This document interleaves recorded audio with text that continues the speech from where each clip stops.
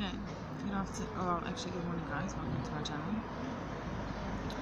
I'm going to try again sitting outside. I don't know if it's going to work, but anyway. So, my name is Rosalina Michael, and my channel is mostly focused on Christianity, but I do have a side channel or brand channel that looks at psychology as well, just because I do find this topic very interesting. I just think that they're combined together. They can be connected, psychology and theology. But specifically, I'm wanting to talk today about anxiety disorders. And so one of the reasons why I bring it up is because I do struggle with this, and I'm hoping that along the way my struggles can help you understand yourself better, or maybe encourage you to ask your psychiatrist for help if necessary, anything like that. But one of the reasons why I am doing this video is to create awareness, and for anybody who's watching who feels unsure with themselves to speak up or to get help. There's absolutely nothing wrong with acknowledging that you struggle from mental illness. There's nothing wrong with being on medication for it, and there's nothing wrong with seeing a psychiatrist for it. Alright, so first of all, anxiety. Sorry, I'm looking at my notes if you see me looking now. So anxiety would be seen as the important feelings in it is fear and worry. So it's excessive worry. It's worrying about stuff that you can't necessarily control, that aren't necessarily happening now, that's happening.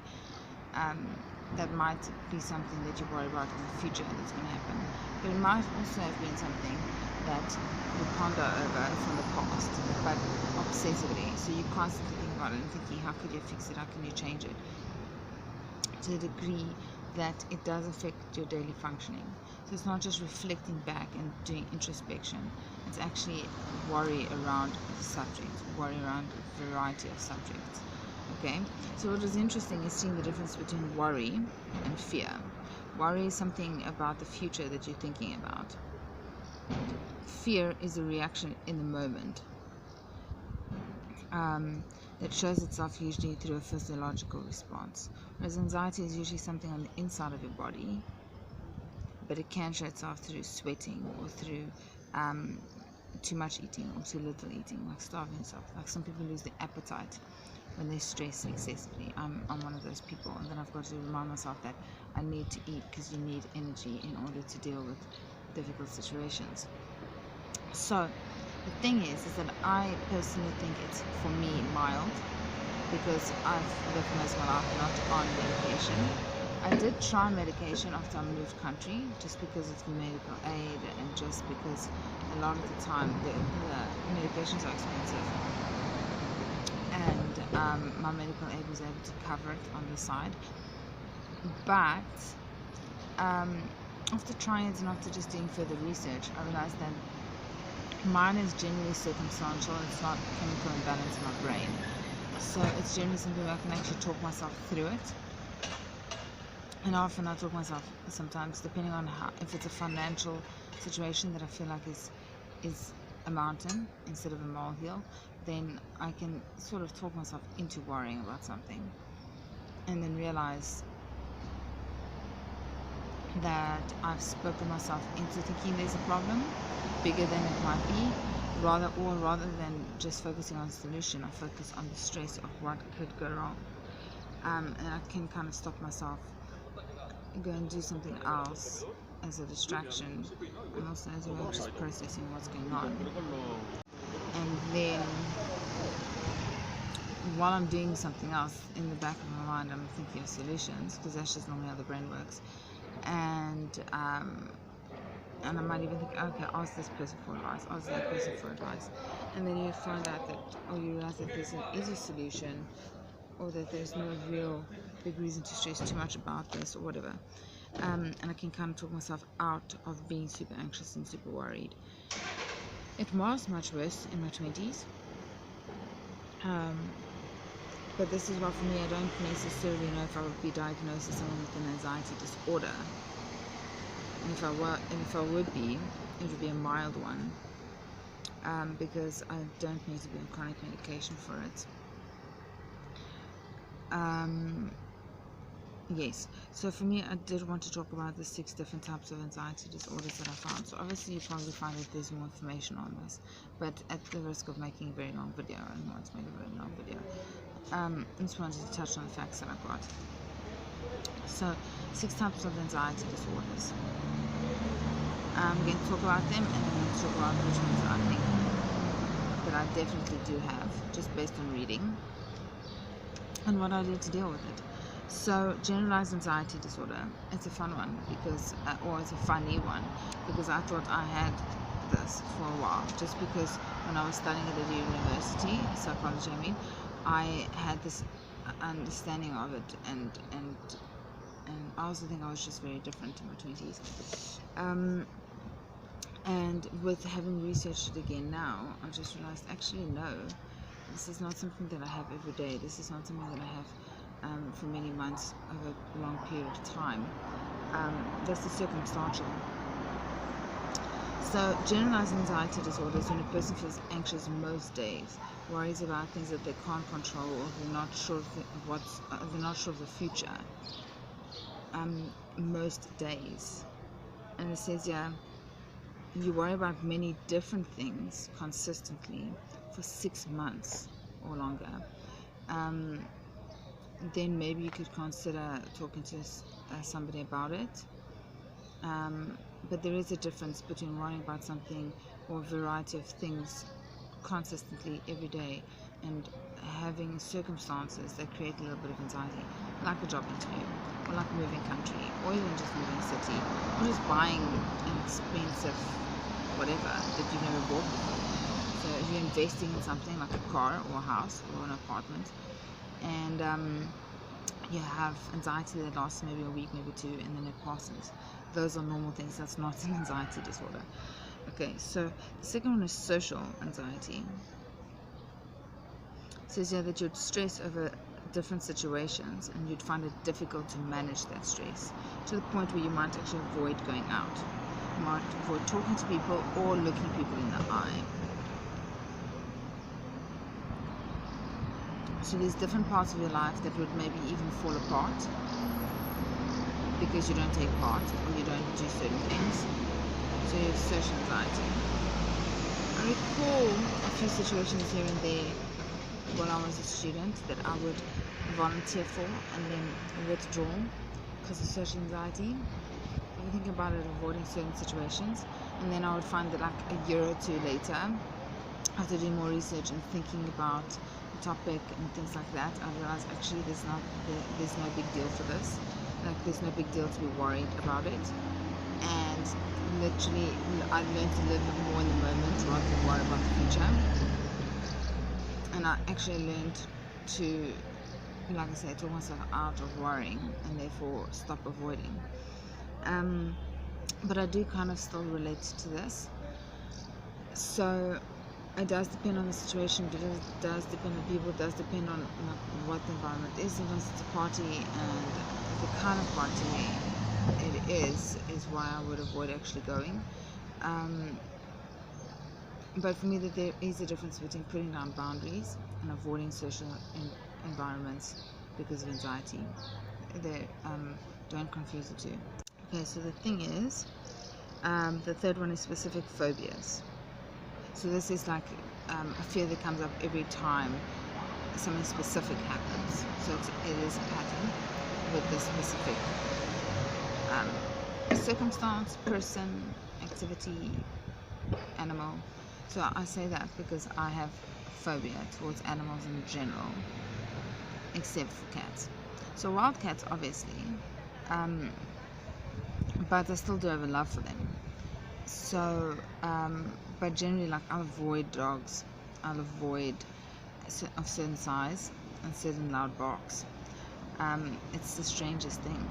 I'll avoid horses. I won't be able to live on a farm because I won't be able to take care of those animals because of the fear for it. So in those situations, I avoid. I intentionally keep a physical distance. So I'm curious, I watch, but I intentionally keep physical distance. I don't know if something actually happened, I don't remember. But what I do know is that that's definitely a specific phobia, and it's definitely, I avoid certain circumstances because of it. But it's not a disruption in my life because I don't live on a farm and I don't have to adopt a dog or any other kind of animal. So it's not something that I go to therapy for, but it is something that I'm aware of. I'm like, ooh, this is creating anxiety and fear. Let's not engage. Then you get a panic disorder. This one was a fun fact for me to learn because I don't really struggle with panic disorders, which is why I found it so interesting how they, according to research, how they define what a panic disorder, like, is how you define or how you determine that it is a panic disorder. You need to have at least, it happens in random, according to them, random events, so you don't expect it, you don't see it coming, and it has to happen at least twice. But what it also does is it creates a worry or concern in the person's life that they actually change their routine all the time because they don't know what's going to trigger the panic attack. So they change their routine so that they can avoid the panic attack because they don't know what triggered it. That's when it becomes a disorder because it disrupts your life. It's very interesting. Very, very interesting. According to this, it needs to have happened at least twice. So if it hasn't happened at least twice, if it's happened more than... so this is very interesting because I can't say I've ever experienced a panic attack. I've experienced serious anxiety in going from an experience of being completely relaxed to when you feel like your stomach is just dropped, and all of a sudden you feel intense anxiety, like if you think that you're going to get bitten by a dog and you've been, avoiding large animals in your life. It might be as close to feeling a panic attack as it would get, possibly. I'm not too sure. What I do know is that I personally can't say that I've experienced this. But if you do think that you have experienced it and you feel like it is a disruption to your life, please do speak to somebody who can give you medication for it, who can maybe give you healthy strategies to work through it, because there's nothing wrong with acknowledging that you struggle with panic attacks, and there's nothing wrong with getting help for it. Okay.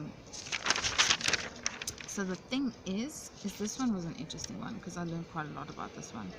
Obsessive compulsive disorder. This one I'm least familiar with. I have read a lot about it. I know many people who say that they've struggled with this. I have many friends who struggle with obsessive compulsive disorder. But if I'm completely honest, it is one of the ones that I find the most difficult to relate to. I think also just because I don't struggle with this. So the chemical imbalance, the repetitive routine to release anxiety thing, I don't understand. So I understand what you would be looking for if you're on the outside watching somebody who has obsessive, what you would look for in your loved one or in somebody you work with, but relating to that emotion and relating to the need to relieve the anxiety, I don't get that. I don't do things, I don't have hobbies and activities, and I don't eat and I don't shop and stuff like that to soothe a mood. So the thing is a lot of the time obsessive compulsive behavior is to soothe a mood, it's to relieve anxiety. I don't really do anything to relieve a feeling. If I read, it's because I enjoy it. If I exercise, it's because I enjoy it. So it is nice to de-stress, but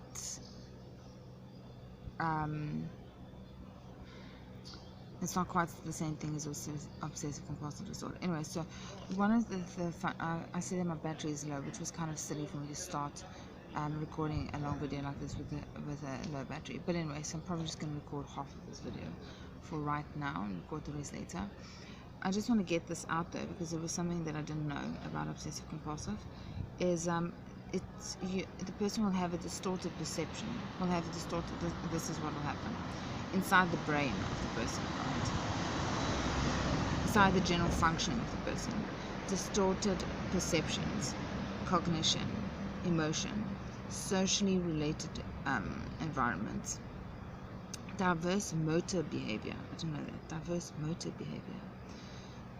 And then relief of anxiety. This is the reason for the repetitive activities. So there is a chemical structural functioning abnormality in the brain. Let me read that again. A chemical structural functioning abnormality in the brain, which is actually why some people are on medication for it. I knew that people would be on medication for it, so obviously there would be chemical imbalance. But it was interesting because I didn't realize that it would be seen as an actual criteria. So when you're doing research, you have certain things that you would definitely identify as obsessive or borderline or narcissism. This is one of those things that like you would identify. So a psychiatrist would say this. Do you have like say 5 of these 8 symptoms? And abnormal functioning in the brain would be one of the things that would be asked. How you would determine that, like if somebody is watching your behavior, I don't know, because you can't see into the brain. But this is what I'm saying. I'm just learning so many fun facts about research in psychology and then structuring it in ways so that when I talk about it, it makes sense. But essentially what it is that there's a lot of impairment in certain areas in brain functioning and social environments, in emotion, all these things, right? And basically obsessions is behaviors and thoughts that are disrupting the person, but the compulsions is the repetitive acts to relieve those thoughts or to relieve the worry.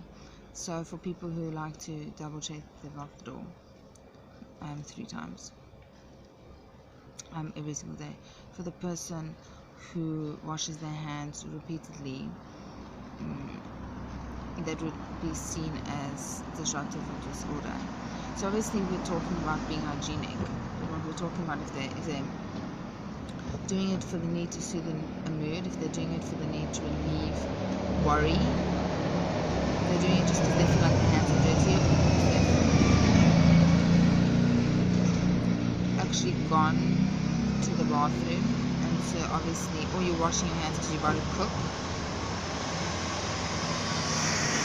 Those are all normal things, but it becomes an abnormality when you're doing it to relieve anxiety, I guess, and when you're doing it, say maybe 12 times a day for no reason, so your hands start bleeding, perhaps, maybe it will be seen as a disorder.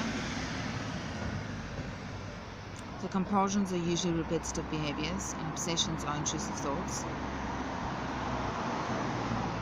and activities that you've become obsessed with, but to soothe the mood. So I would assume that these obsessions would disrupt your normal daily functioning, and that's when it would be seen as a disorder.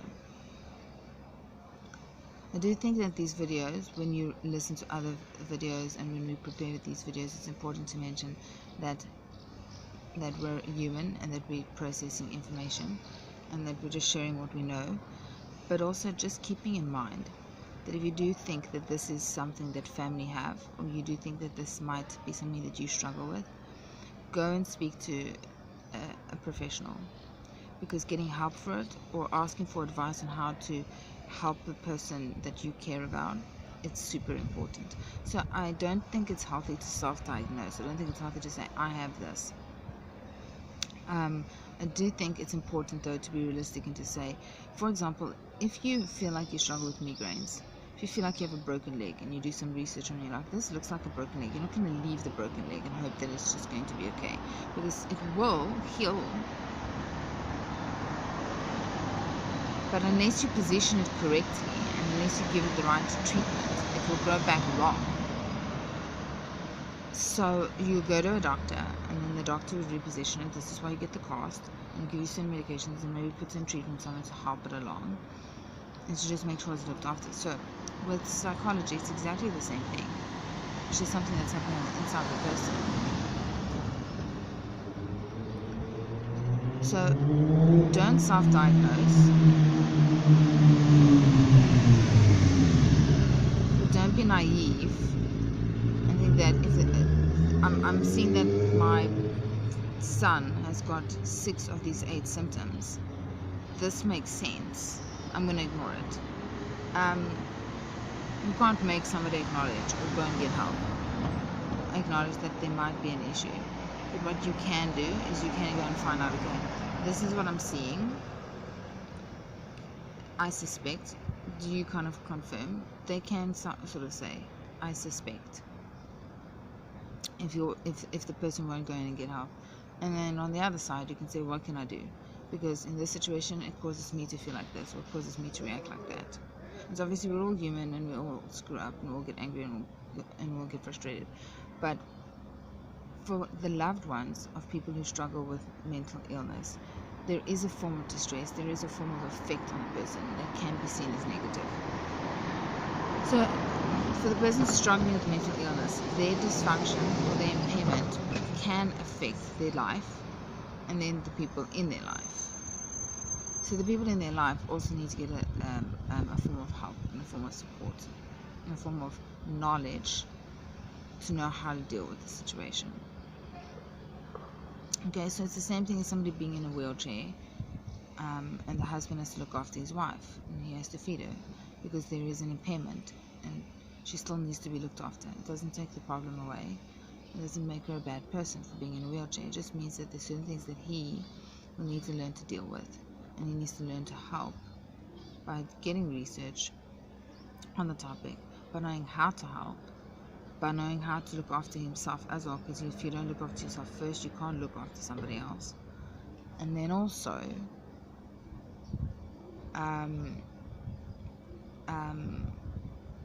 just listening to each other. This is what I'm seeing. Being honest with each other. Things like that. So get help if you feel you need help, but don't self-diagnose because you're not a practitioner. So this is what I'm saying. Like, this is a topic that I'm interested in. I've got a degree, to a point, but I'm not a practitioner. But I like talking about these topics because I struggle with some of these things, and I have friends who struggle with some of these things, and it's interesting. And this is why I say also comment. Tell me what you think. Tell me your experience of either being the loved one or being the person with mental illness, or being both. Because sometimes you have borderline personalities in a relationship with somebody with obsessive compulsive disorder, and it's not saying that relationship won't work, but it does mean that both people need to acknowledge that there's mental illness and how to help each other. Okay, so the thing is the last one is post-traumatic stress disorder. Okay, so this is usually a traumatic event that you've seen or that you've actually done, that you've been part of. It can also be something that's repetitive, like abuse. So somebody's been repetitively abused. And then it can also be something like you get nightmares and flashbacks, and you'll walk into a situation that you didn't think would be whatever, and you get triggered and you freak out. Okay, so the thing is, number one, there's nothing wrong with having post-traumatic stress disorder. It's nobody's fault if you've been abused. It's nobody's fault that you get triggered. No point in blaming people. No point in seeing yourself as this victim or as somebody who will amount to nothing because you get triggered by all these things, and you need to put down boundaries, and you need to avoid certain people, certain circumstances. There's nothing wrong with that. Okay? Protect your emotions, protect yourself, put down boundaries, do what you need to do to look after your own mental health and yourself. But I do think that if there's malfunctioning, get help for it. Ask people for help. Tell people that are close to you, this is what's going on. So when I react like this, you know why. But also learn to actually make choices and think, do I want to do this? Do I not want to do this? There's certain people who are going to like us and some people who aren't. Okay? Not everybody's going to like you. You don't need everybody to like you. You don't need everybody to approve of you. And putting down boundaries, you don't even really need to explain why you put down boundaries, but I do think that if there is impairment, if there is mental illness, learning boundaries so that you can protect your own mental health and emotions and psychological well-being is very, very important. because there is a lot of dark, there is a lot of abuse, there is a lot of traumatic things that can happen throughout life, and different circumstances can trigger things, and it is important to look after yourself, because if you're wanting to help other people, you have to be able to look after yourself first, and you have to learn to know what that looks like. Okay, so what I struggle with is social anxiety, where, for example, if I'm at a social event and in general I can see that people eat fast. I know I don't. Unless I'm really hungry, I don't eat fast, and I don't eat a lot at a time. I'm actually a snacker. So the thing is that I won't dish up a huge plate of food. I don't know. But if somebody notices this and points it out and says, you're eating really slow and you don't eat a lot, all of a sudden my stomach will just shrink more. And all of a sudden I feel like, oh no, I'm center of attention in this very moment. I don't like it, because I don't actually like attention. I'm actually an introvert. I like to make people happy. I like to listen to people's stories. But I'm an introvert, so I don't want attention on me at the dinner table like that. So it's very interesting, because when I was younger, I used to avoid certain situations. I used to even try to be at a social event, see what's about to happen, and literally not even say goodbye to anybody. I just leave. And I realized I don't want to be like that. Also, just because I became Christian, and I realized that a lot of time there's going to be socializing, large groups of people, there's going to be eating, there's going to be activities where I might actually be spoken to, and there might be focus on me, and especially if I'm teaching Sunday school, if you're teaching at a camp, you're going to have a certain amount of focus on you. I had to learn how to deal with that, and it did trigger my social anxiety, and I did have to take it to God and learn what the Bible says about anxiety, learn what the Bible says about managing, or about learning to just be interactive socially, because for the sake of the gospel. And that is another reason why I'm wanting to share this, because one of the reasons why I think I'm less anxious than I was in my 20s is because the Lord has helped me to be more at peace, to worry less about things that I can't control. So I throughout life, throughout circumstances, throughout the day, I'm constantly saying, is this something I can control? Something I can't control? Let it go if I can't control it. But if I can control it, if I can take responsibility, what would it look like? What would the action that I feel comfortable with look like? So it's not necessarily agreeing to everything. It's not necessarily letting people walk all over you and not having boundaries. You can still serve people, show them love, and have your boundaries, because I still do firmly believe that you teach people how to treat you. So if people have the intention to use you and you let them, then they will. But then you can also teach them, I will serve you to a point, but there is also a boundary, because I need to put myself first and I need to look after myself. So what I wanted to say is that I struggle with anxiety, and I am Christian, and the two do go together, because the Lord has helped me with my anxiety. I still have specific phobias towards animals. I probably could pray over it and see what happens. But I do speak to a psychiatrist, and I do have a Dear Diary, because what it helps is when you write something and you write down everything that you think and feel, you can go back a year later and be like, oh my word, I said this, oh my word, this has changed, or this has gotten worse. This is something that I need to actually speak to a practitioner about, because I actually need them to give me insight into why I'm behaving this way. This looks like a phobia that's getting worse, or this looks like this looks like a habit that I've learned. Where did I get this from? Whatever the case is. So I do a diary a lot. I do see a psychiatrist. I just don't see her that often. I don't do medication, simply because I feel that art and music and reading and exercise are good outlets for me. Also, knowing that balance between I need to be by myself now and I need to be around people now, and then creating your own social group to do that, and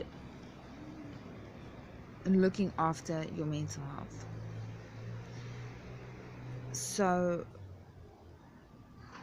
I'm just looking at, yes, I don't necessarily like being on stage, but sometimes for church activities I have to, so I pray through it and ask the Lord to relieve the anxiety.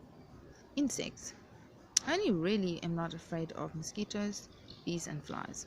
Any other kind of insect with wings, any kind of insect with weird little claws, I can't do it. It freaks me out. I don't know why. And the thing is that if it's smaller than me, it's an insect or it's a spider or whatever, I'll even try to kill it. It's not necessarily a healthy strategy, definitely not for the creature dying, but things like that, I have a fear, and it's like I'm trying to protect myself by killing. But I actually don't know why there are exceptions, like a bee, or a wasp, or the fly, or the mosquito, simply because they do have wings. So I don't know why those are exceptions where where I'm not afraid of it. I don't know if I've just spoken myself through it and just realized logically there's no reason to be afraid of this, but then logically there's no reason to be afraid of like pigeons, for example, and I don't particularly like it when they fly around you. The sound of the wings, the flapping, might be a sensory thing. So my point is identify if you think you have a phobia, because I'm not general mental illness, specifically for today's lesson or today's topic of it being anxiety. If you think that you have specific anxiety or phobias towards certain things, acknowledge it, accept it, research it, maybe see if you can figure out what triggers you, and learn to love it about yourself. You can learn to heal from it. That's just the whole point of psychiatrists. Okay, they're there for helping, but accepting also that this is the thing. So living in denial, living in I'm not afraid of anything, I don't think that's healthy. I don't think that's a good way to live. Anyway, peeps, so this was a fun topic for me because I struggle with it, but it was also interesting because I learned about different phobias that I had an idea or misconception about, and after doing research I realized that a lot in terms of the research on anxiety for the past 8 years has changed. And so it's been interesting for me, and I'm not too sure what I'm going to release next week. Haven't quite decided yet. I've been doing a lot of research on personality disorders, but basically if you like what I'm researching, if you like the topics I'm discussing, if you don't, tell me, comment, tell me what you think, tell me what your experiences are, and please like and subscribe, as I would like to keep doing this, but I would like to keep doing this for people to watch.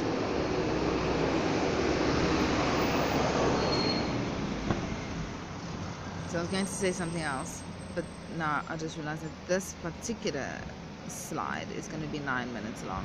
So I'm going to go, and I'm going to chat to you guys next week about a brand new mental illness topic. Later.